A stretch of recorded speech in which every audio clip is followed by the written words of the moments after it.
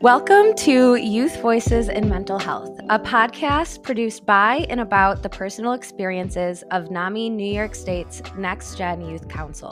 Harnessing the spirit of the next generation of mental health advocates, this show will cover topics from how to get help in finding community to self-care tips and mental health news. Just a bit of a content warning, this episode does touch on topics such as hospitalization and self-harm, so if either of those topics are maybe too heavy for you, feel free to click off, and we have multiple other episodes you can check out, or we'll see you next time. I'm MacKenzie Wood, and this is a very special episode for me because I have my mom here. Hey, everybody.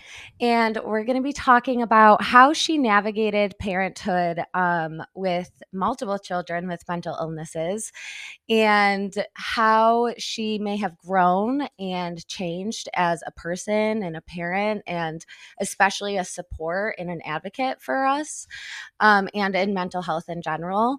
Do you want to introduce yourself and share a little bit about yourself? Sure. My name is Mandee Puleo, and I am the mother of now 6 children, 3 biological and 3 adopted. And, I've had throughout my life my own mental health struggles that I was never really able to address as a child. And there was a lot of trauma in my childhood. And so I think, sometimes you're the person you are because of where you came from, and sometimes it's in spite of it. So I think in spite of, what I dealt with in my life, I realized that I wanted to be a different kind of parent than I had. So I spent a lot of time focusing on that as I had you guys and as you were, younger. But it was also really difficult because I didn't have that example of how a parent should be and how you should address mental health. So I just kind of as you were experiencing it, I was learning how to experience it and how to address it. And so, I left home and got married to your biological father. And that was, that was an experience. Yeah. And it really helped me learn, what kind of things you should tolerate in your life and the example that you want to set for your kids.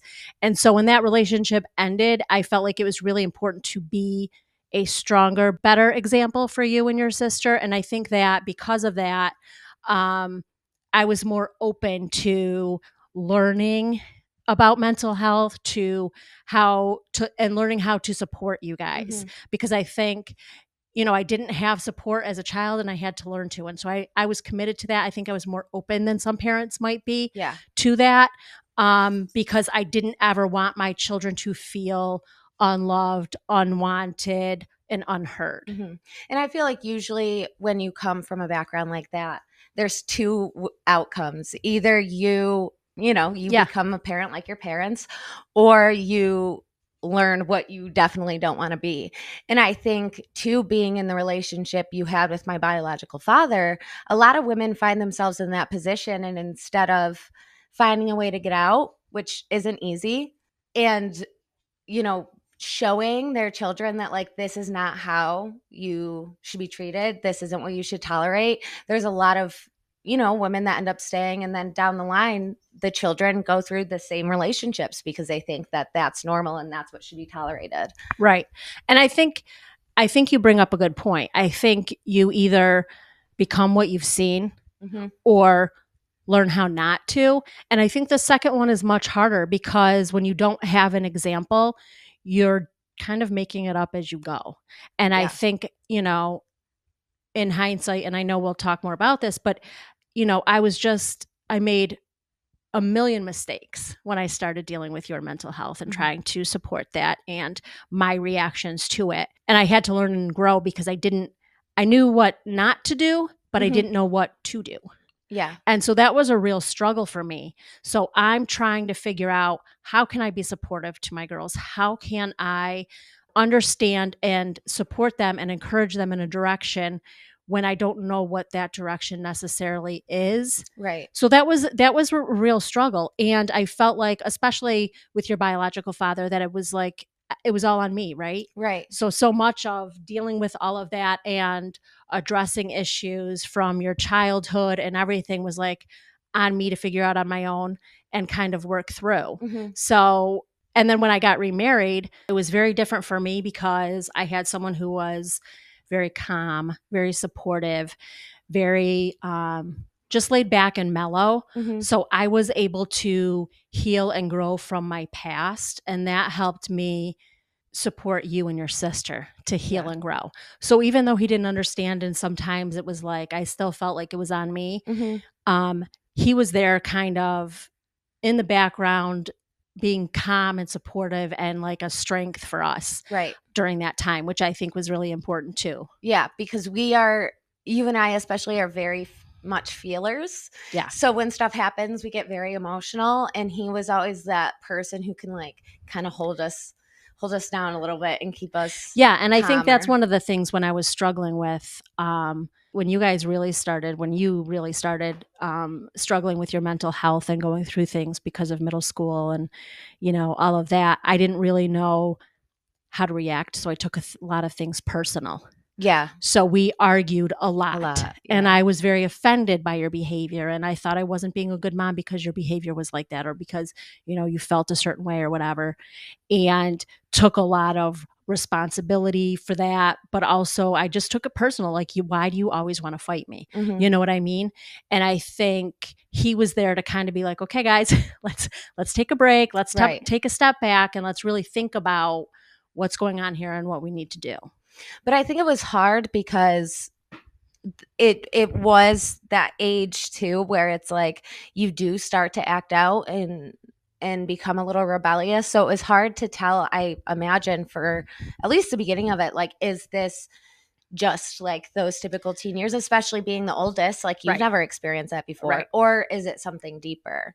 Right. And I think that was hard. It was hard. It was really hard. And that's why I said I think I made like a million mistakes with you, because I didn't know how to differentiate. And I'm still dealing with that with your siblings as they're growing. Like, how do you differentiate just a child who's growing and becoming more independent and challenging things because they want to know more and learn more and understand more? And how do you say, okay, this behavior is not because they're being defiant on purpose, but because they're struggling with something. So that's something I think parents, regardless of how old your children are or what issues they're dealing with, it's really hard to find that balance or understand the line of what needs to be addressed with consequences and what needs to be supported as far as mental health and emotional supports. Right. And that kind of goes into like my first question I wanted to ask you was like, at what point do you remember being like, oh, this is something deeper? Wow, that's a really good question. I have to think on that because it was just such a challenging time, But I think it was the consistency, right? Like when they talk to you about how long have you been depressed? How long have you been feeling this way? Has it lasted, a certain amount of time? That's really when it became, this is something different. Because it was the consistency of the depression, the consistency of the anxiety, and the consistency of, not wanting to go to school or being sick or, whatever that was, because it was lasting for so long. And it really was changing your personality. You know what I mean? You just weren't, regardless of the situation, there was just something that was off. So we could be in a wonderful family activity and there's still something that wasn't clicking. And so I think that was really kind of the first indicator that it's like, this is not typical teenager stuff. Right. This is deeper. And then what the hell do we do about it? Right. And this is something I don't think we've ever talked about before, and just a little content warning of self-harm. The first time I ever self-harmed, I went into school the next day and told the school counselor. And it happened after like one of our really heated arguments. And it was because I always carried a lot of guilt of like what I said and what I did, and feeling like you guys aren't understanding that like I'm out of control. Like I can't control it. I'm aware of what I'm doing, but I can't stop it. And I hate it. And I'm miserable and I don't know what to do about it because I feel like I have absolutely no control. And so I told my counselor, and I remember she called you, and I remember your face when you walked in that door of just like sadness, but I also feel like there was a lot of guilt behind it 100%. Too. And I always felt like that was a huge turning point because I thought that was when you realized like, I think something needs to change. Yeah. So leading up to that, it was like, something's off. What do we do? Whatever. But then it was like that moment that you're like, this is not an emotional teenager girl, typical girl thing, right? Like, okay, she's emotional. She's on her period. She's whatever.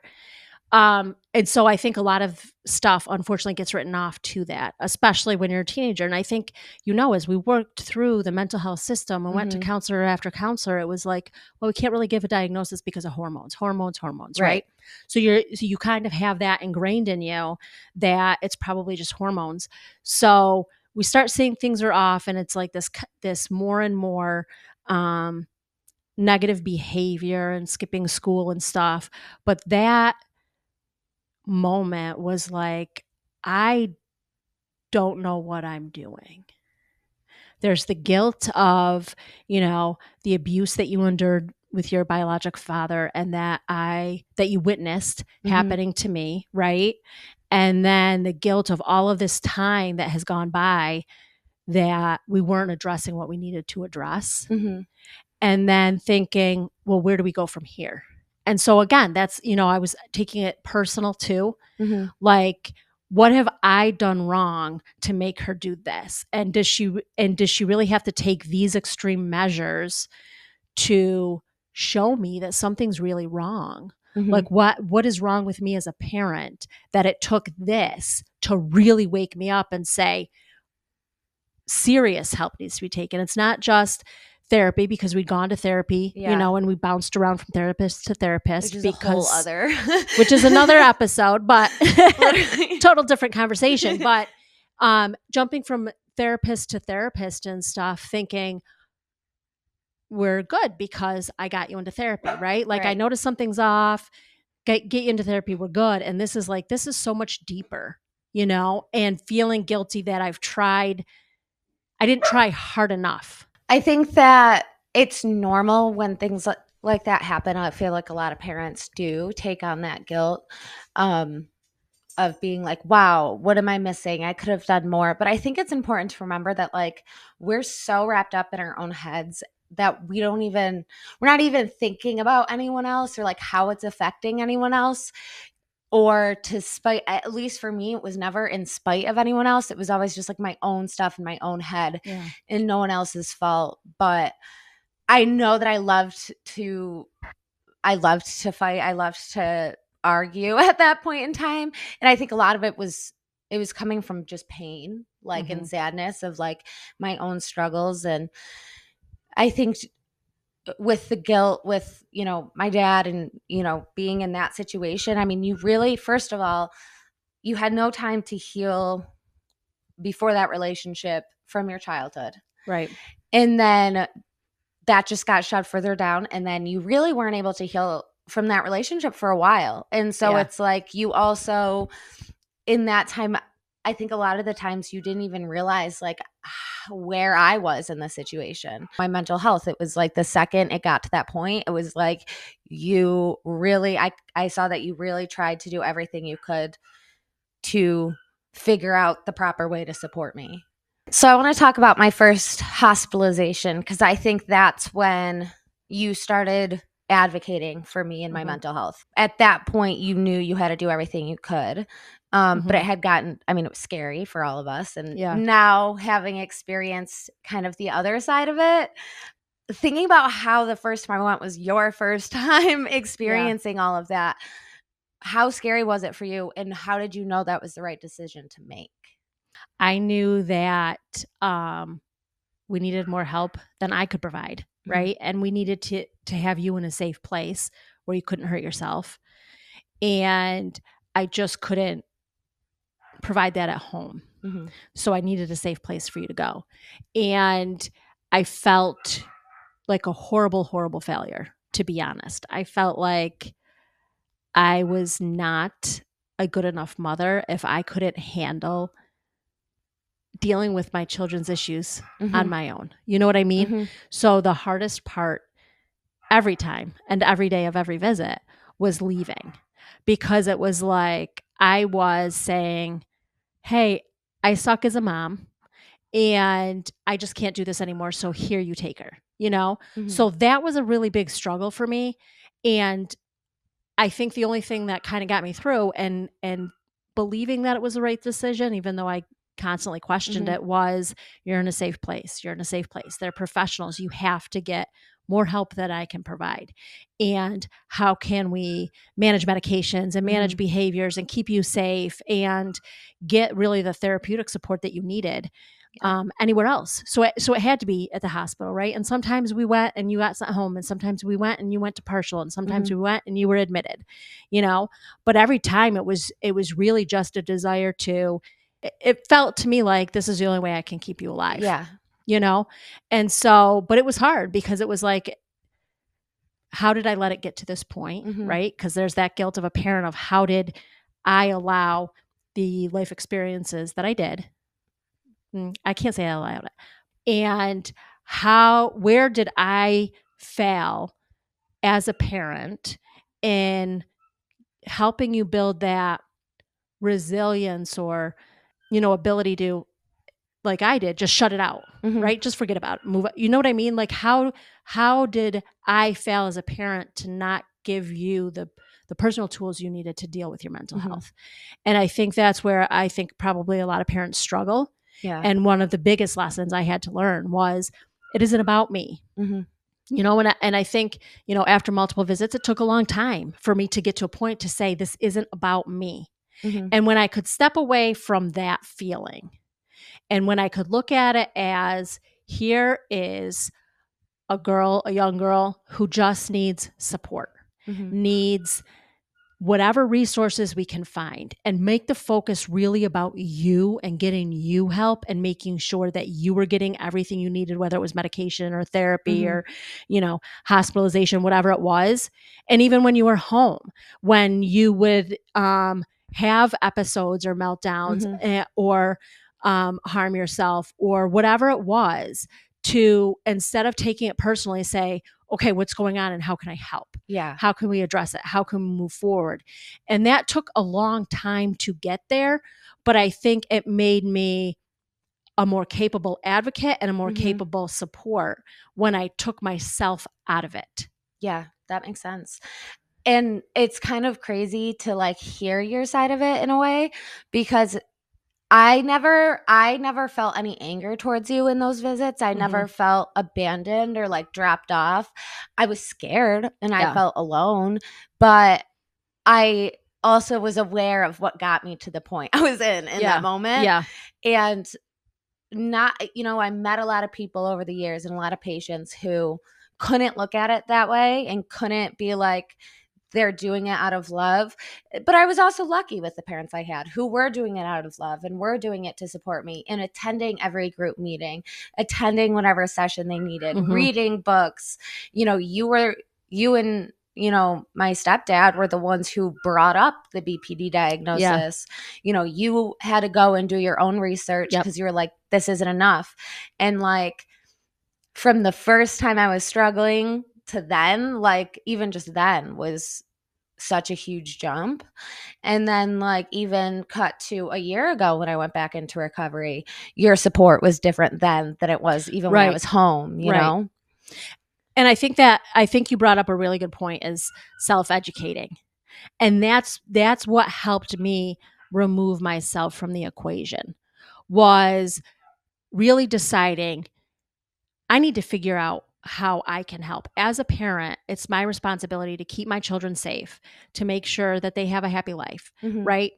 And to keep them alive, really, right? Right. So what can I learn? What can I do? And you had supports at the hospital. You had therapists, you had Mhm. doctors, you had all these teams that you worked with while you were there, and I was just home Mhm. or visiting you in the hospital, right? So what could I do with my time while you're there?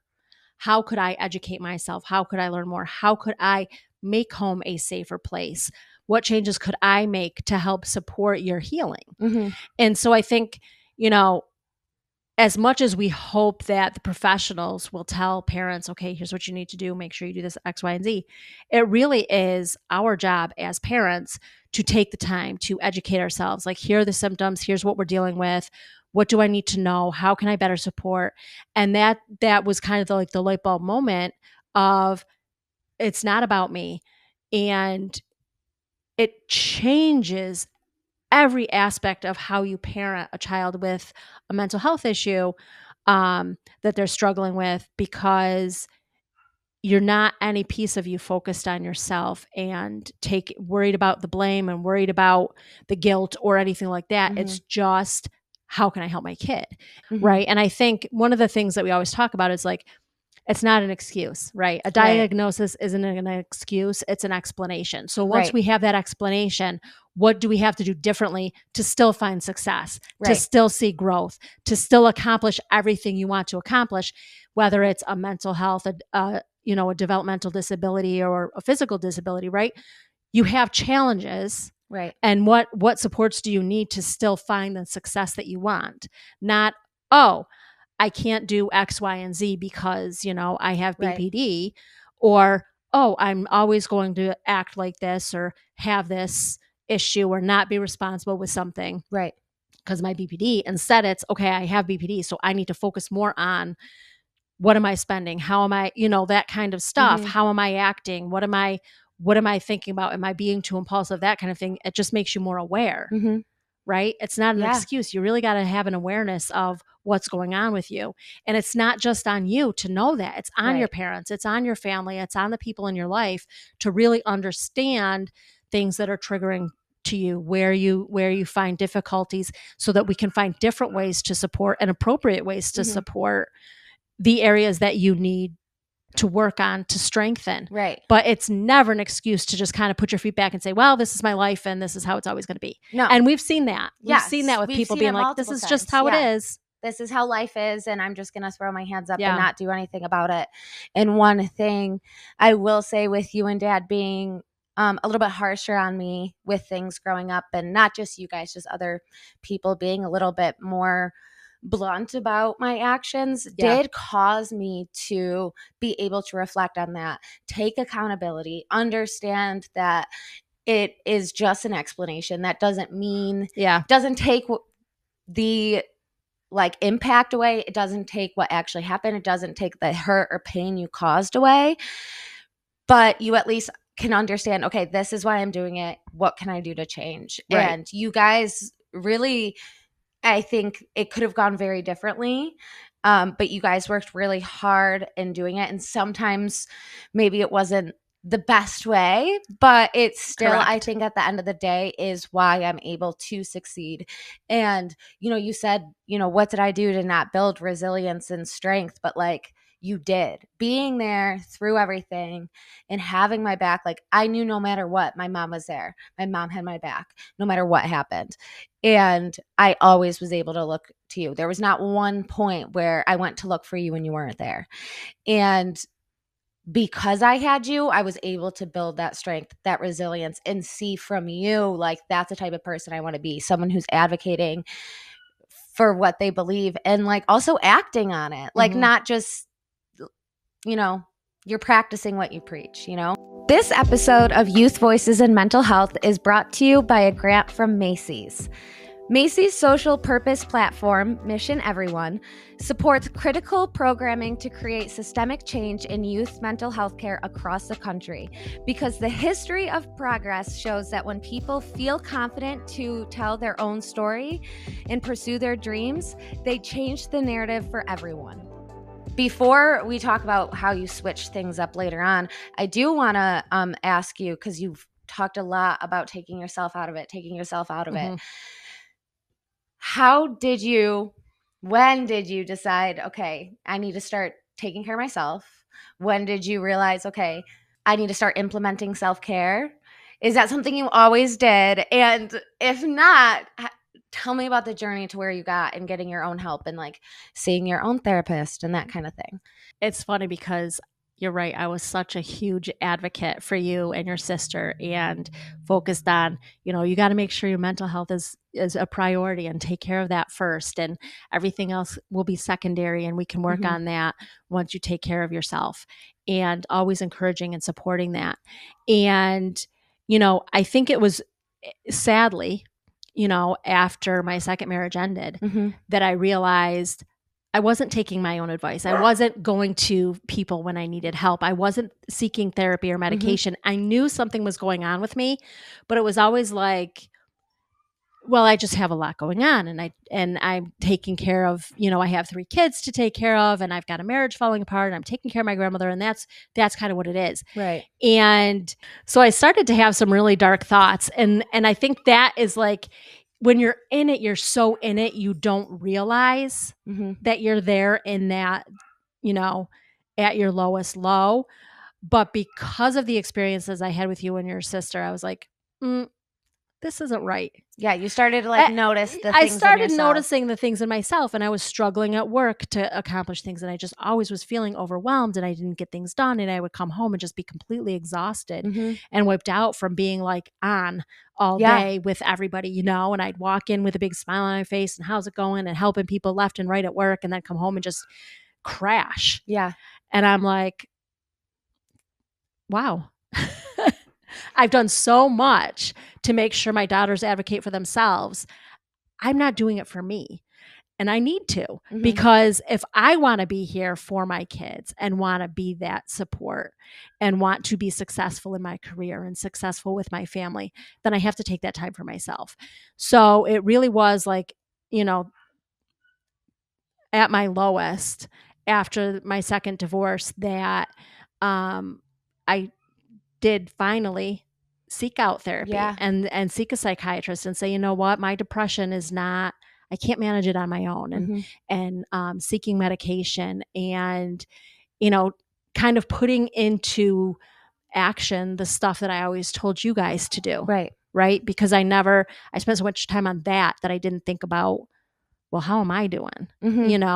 And that, when that happened, it was like you had already moved out and Jasmine was, getting older. And so it was like there was more time for me to kind of reflect on my own mental health.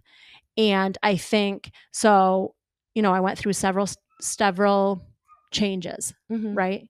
Or evolutions of really acknowledging how horrible your experiences were and what you were really struggling with. And then how I approached them. And then I learned, okay, don't take it personal, right? And so my approach with your sister was different than my approach with you very much. I was because just about to ask you about that. Yeah, because I was so, I think, harsh with you and took so much personal for so long. And I'm talking years. It was several years before I realized that this is not the right approach, right? So it changed for you. I did things very different. I was very laid back. I was very opposite of how I felt with you, because there was that guilt of I'm being too harsh on her. And not understanding what I need to do to keep her alive. So then with your sister, it was like, what can I, really accommodating, and how can I really be support and encourage her to focus on self-care and all of that kind and of whatever stuff. she says she needs, I give her, because anything to not risk another hospitalization, or et cetera. Right. And then after that, it was, okay, now it's really time to take my own advice and look at this for myself. And so taking care of myself and acknowledging that I had my own issues with depression and anxiety, and I had my own need for therapy and medication, and really thinking back about my childhood, that makes me a better parent. That makes me approach the mental health of my children differently. So as I grew between self-education and really looking at self-care and that kind of thing, it's like all of these different steps of, evolving into a better advocate and a support. But then with that comes the guilt of not having known sooner, not having done better sooner. And I think when you didn't have the tools or anything to have known better sooner, especially learning from your childhood, the things that took place then, and the lack of care and support, especially surrounding any mental health or anything like that. Right. It was ingrained in you to kind of be a little bit harsher too.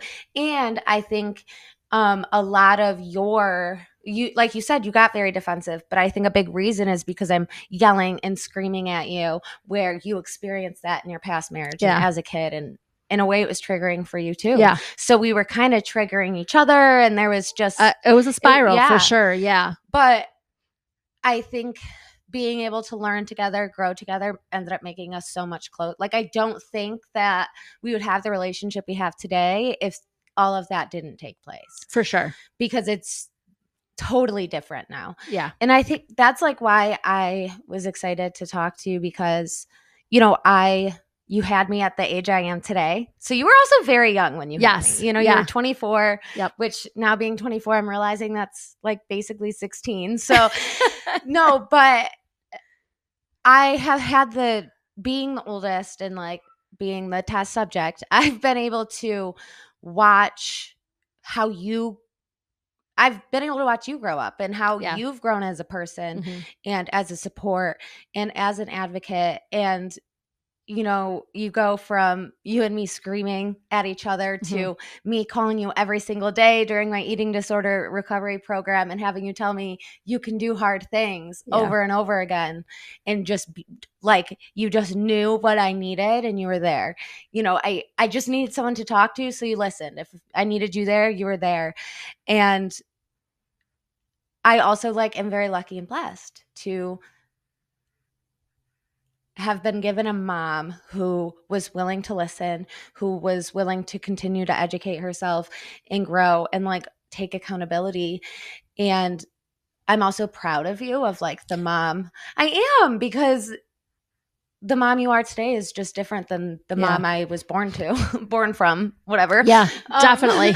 And so, thank God though, right? Yeah, no, but I think that this conversation is really important. And I guess I kind of wanted to be the first ones and lead by example and hopefully encourage other parents and kids to sit down and have the hard conversations, because I think it's important to want to acknowledge what you've gone through together, but also sometimes, you can learn what you could do differently, what you could have done differently. I think a lot of parents don't always want to be told by their kids the hard stuff sometimes, but I think that it's important, because that's how else are you going to grow? How else are you going to have the closest relationship you can have if you don't have those conversations? You have to say, here's what I need. And are you willing to provide that and give that to me? Right. And I think as children and as parents, we need to be able to say that to each other too, as we are growing, as we're learning, as we're developing. Our relationship is kind of evolving, right? And so what do you need from me to be the best you possible? Instead of sitting here and giving you all this advice, sometimes I just need to listen. Right. And I think as parents, sometimes you just want to fix it. And sometimes all your kids need is to listen. And I think it's interesting you said to me, I knew exactly what you needed every day, because every single time it's guessing. Every single time it's hoping that it's the right thing, right? Do I talk now? Do I listen now? Do I give advice? Do I, whatever it is, as parents, we're just I'm going to do this and hope it's the right thing. Right.